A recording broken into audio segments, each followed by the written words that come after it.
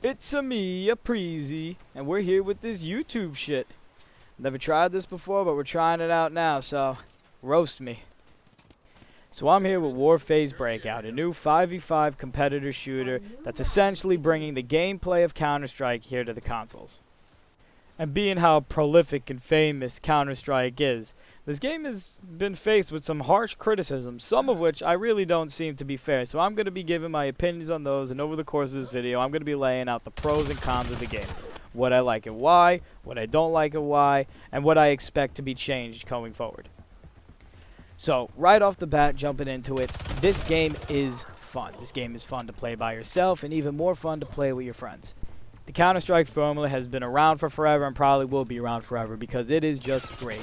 It's simple at core and offers a high skill ceiling for players who really want to get into the nitty-gritty. So to start off with, one of the pros of this game that I'm kind of liking so far is the toned down gunplay. The guns feel great, but they don't have the complexity and the skill level that they do in Counter-Strike.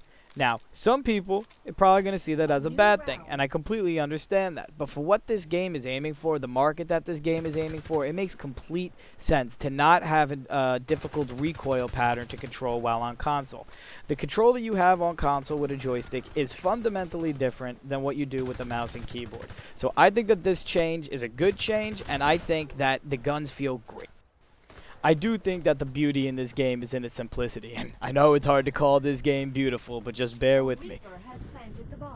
I feel like a lot of games today go for really overcomplicated systems and overcomplicated mechanics, and I think it's nice to just be able to sit back and have a clean up, play the game, you get these rewards, and you progress through a level base. Now, right now in the game, there is no ranked play, but that will be coming in the future, and I'm very excited for that. But so far, as playing these casual matches go, I think that the game has a great foundation to build on. My philosophy is that if you build a game with a great core gameplay and add all the bells and whistles later, most of the time you're going to come out with a successful product, and I think that is exactly what this game is. Now, the game has some ways and the means of cosmetics, as you can see here. There is a loot box system. You get a drop every time you level up, and it gives you a random item as far as customization goes, whether this be a gun skin, a player customization, or anything in between. I think the skins look nice in this game. I'd like to see them do a little bit more with it to add some prestige. But as you can see here, so the basic customization is you got your skins and you got your sights and your attachments. And going back to the simplicity of the game, I think that this is really good for the game, and I think it's going to help balance it out in the future. You don't have to deal with attachments and looking up on YouTube who's got the OP builds out right now. I think it all comes down to just raw gun skill. And as of so far right in the game, there's a good, dozen guns in there to play around with. So there's definitely the content in there for you to play with. And for a $20 game, I think it meets the mark. Another nice part of this game that I like is the customization on your player. You can see there's a nice few options here. Give your player a little bit of customization, show off what you got. Now, one thing I really do like about this game that you can see here is the challenge system. Challenges that give you rewards. So not everything that you can earn cosmetically is based off of random drops in the game. There's a ton of titles in the game right now, calling cards, whatever you want to call them, that each have individual titles. Because I think it's important for a game to let you show off. I think it's great to let the game show what you've done and what you've earned, and I think it's a really nice thing. Now, getting into some of my criticisms of the game, the first major point that comes to mind is the movement. Especially if you're trying to break into an esports and competitive scene, your movement in your game has to be silky smooth. That being said, I do like the movement in this game. I think it dictates a good, pace of the game. You're not too fast, but you're not judging around.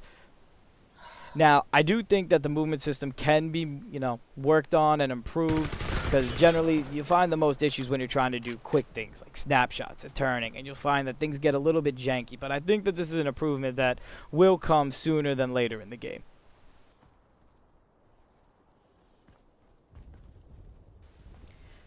The other major con that you can kind of see me here struggling with is sound. The sound design in this game is quite bad. Even for a $20 game, you kind of come to expect at this point in, technology cycle that game developers would have a better idea of the sound. And we're not talking about sound quality either. We're talking about mostly just the landscape of the sound and the directional about it.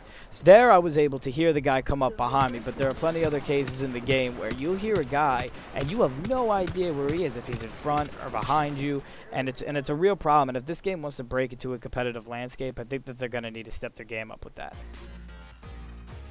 To continue moving on, another pro of the game that I think is good, I think that the map design is fantastic. I think that the map design has a nice classical feel to it that allows for multiple different ways of play without getting too overcomplicated. I see this game as having good callouts, good communication, and the map designs allow for creative play so that you can push as a team, defend as a team, hold choke points, and really give yourselves the best chance to win. So, as an overall, I think that the game is worth $20. $60, definitely not. If you told me this game is worth $60, I tell you, you're crazy, and there'd be no way that I would buy it, because it flat out just doesn't have that AAA feel to it yet.